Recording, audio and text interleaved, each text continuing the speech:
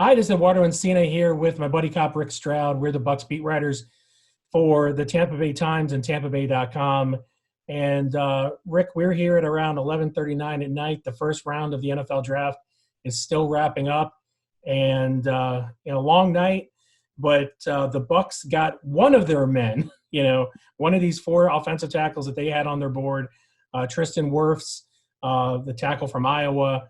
The last guy of those, if we call them the big four offensive tackles that were available to still be available, they had to trade up to get them, though. They traded up one spot, called your boy John Lynch, and were able to move up a spot to number 13. It cost them a fourth-round pick. So now they've traded both of those fourth-rounders. They had a surplus of them, 5 picks, including 2 in the fourth, in the first 139 picks. Now they only have their first, second, and third over that stretch.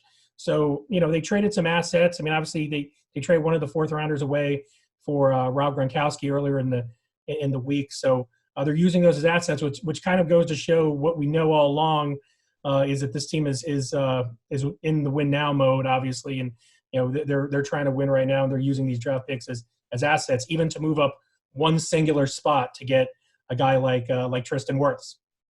Yeah, I think the Bucs put themselves in this position, I think, in the offseason. Sometimes you just advertise this, right? They didn't do anything at right tackle outside of signing, a guy from Indianapolis. It's really not necessarily a starter, but I think that, for a while there, it looked like it was going to fall their way. I mean, there were no trades early in the draft, and a lot of people anticipated there would be. Actually, a couple of receivers, Henry Ruggs and a couple guys went earlier than maybe some people saw, the Florida defensive back as well. So they got down to where there were 2 spots, and there was one tackle of those big fours, and that was Tristan Wirfs. And I don't know that Wirfs was any higher than the fourth guy at that position on their board, and they'll never tell us. But it was obvious that they did need to go for broke. They did need to find a guy now and one of those elite guys. If they'd have stayed at 14, somebody else would have made a deal with San Francisco for him. So I think that it was a good move by Jason Licht. He did give up a lot of fourth-round pick. But if you look at it, they got one fourth-round pick they got for compensatory. They sent to New England for Rob Gronkowski, right? And if he can play, that's well worth it. They're not going to find a player in the fourth round as good as him.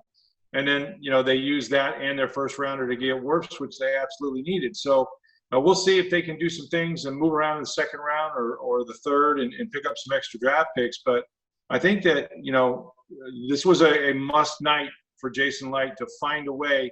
He didn't have to go that far. He just had to go one spot up to San Francisco. So all in all, you'd say it was a pretty successful night. Yeah, we asked Jason Licht, obviously, where those four, there was obviously no consensus amongst the mock draft and the media and everything like that. That's one point of view. Obviously, what these guys are really thinking in war rooms and prepping is a different thing. But there was no consensus on how these 4 guys played out. And the way they did with Andrew Thomas going first might have been a little bit different than the way everyone maybe expected. Licht said that, they weren't far apart, and I do think that was the case.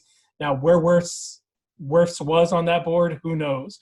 But, at this point, they got the guy that they needed to get, like you said. Yeah. And, like you said, now we another emphasis that they're going all in here. But as we look ahead now, going into day 2, the second round, obviously, we got the second and third rounds tomorrow. And, now the Bucs have just those 2 picks in the first 4 rounds. So how much more important do you think that makes, hitting on those ones? Obviously, we know their needs. Yeah, I mean, they got to get a running back, and there's going to be a number of those guys. They're kind of in the middle of the round, though. You could see a run on them. There could be a point where they may have to do something else to get the guy they want. Again, there's a bunch of them, and we all know who they are. And I think that that'll be their aim. And just get back to Wirfs for a second.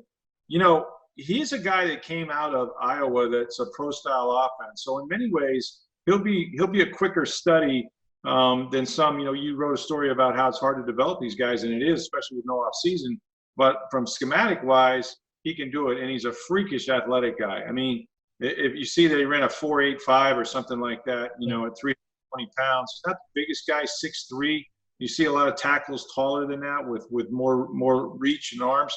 But I think he's going to be a good addition. And you know, Bruce Arians said, hey, we won't play him until he's ready. So he better be ready, I think, in September if they're playing. But yeah, I think that, you know, they got to go running back. Wide receiver, I think, is a speed guy is still an issue. If they can pick up an extra pick somewhere and address that, because there are some receivers in this draft. But look, it's been a heck of an offseason. Jason Light said it. You know, if you're a Bucs fan, you're not excited about Tom Brady and Rob Gronkowski and, you know, seeing them get the right tackle tonight, then I don't know what's going to get you excited. Exactly, and we'll continue our coverage throughout the weekend. Tomorrow, the second and third rounds, and day 3 on Saturday. I'm already losing track of it, Rick. Day 3 on Saturday with the rest of the draft rounds 4 through 7. Hey, the Bucs they're going to be loaded in that 7th round, man. They got 2 now. Oh, trust me, they'll get rid of those in a hurry. They don't want to pick, and I don't want them to pick in the 7th round. That means we'll be there until Saturday at like 7:30. Exactly. And no one wants that. So, we're gonna wrap it up right now. That's just fine. Anything more on Tristan Wirfs, Rick? No, other than I like that he rolled out the red carpet for his mom. I thought that was a nice touch. He's raised by a single mom and promised her a trip to Las Vegas. That didn't happen, so he did the next best thing. So he's got a heart. He's a quiet kid, but he's sensitive, and I just like his story. So I'm looking forward to meeting the guy.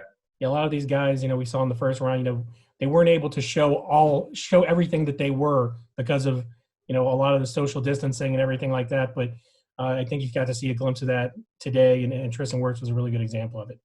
And on that note, thanks a lot for joining us tonight. We'll be back tomorrow for the Day 2 of the NFL Draft. For my buddy cop Rick Stroud, this is Eduardo Encina for the Tampa Bay Times and TampaBay.com.